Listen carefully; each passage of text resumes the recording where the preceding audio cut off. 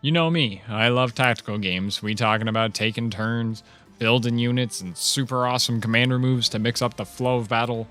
That's my jam. From the moment I saw WarGroove, it had piqued my interest. As soon as it came out on Switch, I bought it, and who'd have thought that Chucklefish would contact me to discuss their brand new and free update, Double Trouble, before launch. I was honored to have this opportunity. Seriously, I love this game already. However, this was only available on PC, and when I mentioned I didn't have the PC version, they gave me a free code, and that right there made them look great to me. Seriously, big props to Chucklefish for hooking me up. Now, I hadn't gotten a chance to talk about WarGroove yet on this channel, so let me give you a quick rundown of what this game is before I discuss the newest additions that will come out on February 6th. To jump to the new stuff, fast forward to this time in the video. WarGroove has that colorful delivery similar to Advance Wars. Simple combat, but with a variety of units, each with specific strengths and utilities, and with a colorful spread of commanders with special skills to swing the flow of combat. The objective of each battle is to capture cities to bring in money every turn, and use that money to build units out of barracks. You use your army to fight against opposing forces, and you win by taking out their home base, or by defeating their commander. The commander thing here, because they're actually on the battlefield, is where the game starts to mix in a little bit of Fire Emblem. The commanders are not only the way to win or lose battles, they're formidable units, and fighting with them charges their groove meter. When the groove meter is full, they can activate their special ability, which can lead to a big swinging turn if used well. It's a great incentive to use your commander aggressively, but not too aggressively, because again they are the lose condition. As for the units to use and how they fight, it is very similar to Advance Wars, but the matchups feel totally different, and the way they're balanced against each other feels a lot more honest and understandable. Units all have strengths and weaknesses, and the lower their health, the less damage they deal. However, a big feature in WarGroove is the critical hits. Rather than random chance, crits are earned through fulfilling certain conditions. Pikemen need to stand next to each other, for example, and archers need to stand still before they shoot. And in fact, every unit has some way of dealing this bonus damage. I think that this is where the strategy goes above and beyond its inspiration and brings that next layer of decision making.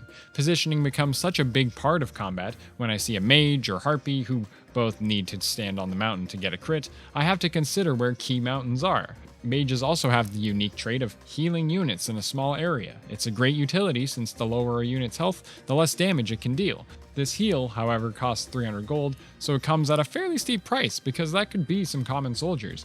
But when you play through the campaign with sometimes limited deployment options, there's incentive to still capture cities and collect gold. The base campaign plays really well, and it takes its time to introduce unit types and provide a good challenge at the same time. Mission types can be story-driven or heavy on combat. They can have a variety of different styles of battle, escort missions, defend missions. Not only is it a great tutorial, it's a great showcase of how well-designed and expressive the turn-based strategy genre can be. Add in my personal favorite, a map editor, and even a campaign editor, plus local and online multiplayer to battle and share creations. It's a surprisingly meaty game on its own, and it just gets bigger with the Double Trouble expansion. Double Trouble is all focused on co-op multiplayer. Firstly, there's a whole new campaign starring 2 new commanders. During this outlaw-themed tale, Wolfar, the lovable oaf, leads the charge as the duo of Errol and Orla work together to steal riches from the 4 nations of the base game. I love the open design to this campaign, where you can choose which nations to strike first, each with their own little story arc to play through.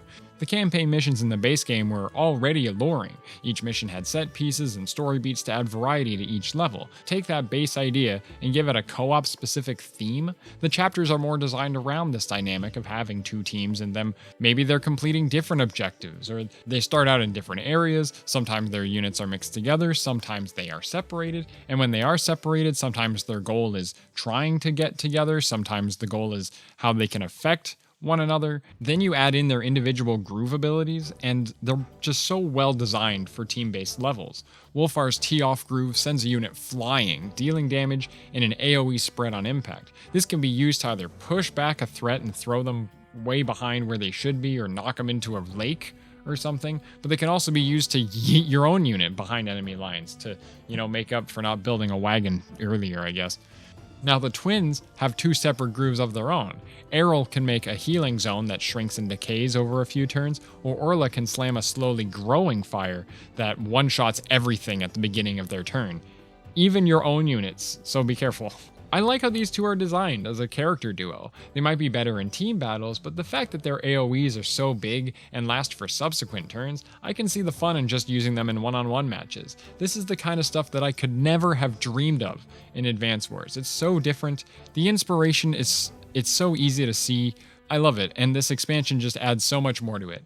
Going through the campaign with these two, aggressive play can work, but there are so many avenues in just doing that. Rather than running and gunning, it's about picking off important targets, cutting off choke points, and, well, frugal spending, put it that way. And actually, maybe there is a little bit of running and gunning, because there's this new unit, the Rifleman.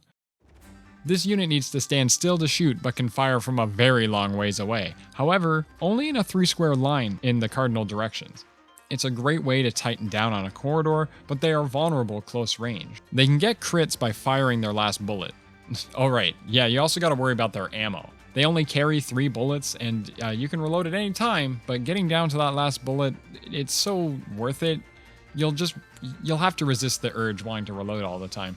The other new unit is the Thief. Though they can't fight, they can ransack cities and barracks. This instantly turns them neutral and ready to capture. Most of the time you'll want to ransack a city though, just for the 300 gold. However, this cash needs to be returned to an outpost first. Plus, the 300 gold would be like heavy and it slows down their movement, so protecting them on the way out is way more difficult than protecting them on the way in because they have rather big movement. I love the design of this, with this innate risk versus reward setup. Thieves need to be well protected, but it's totally worth the investment as they could help you capture stuff really easily, rather than fighting them and taking these counterattacks. This is also where it's kind of really different from Advance Wars, by the way. So this whole expansion, what do we have? 3 new commanders, one of which I didn't talk about, but, you know...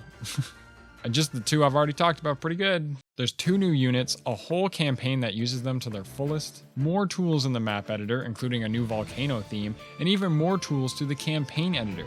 Like, this campaign editor, let me tell you, even in the base game, these were welcome features.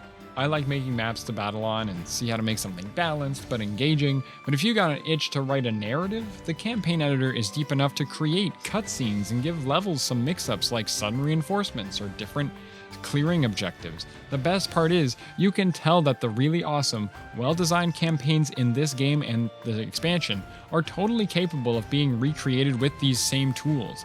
It's complex enough to tell a 15-20 hour story.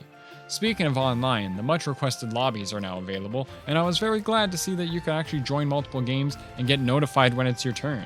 Streamers could enjoy playing a handful of games with fans at the same time, or you could just run through the campaign with different people in different ways, you can play different maps at the same time. It's just such a great idea. I'm not usually a versus player, but you can even do co-op missions or just straight up co-op stories.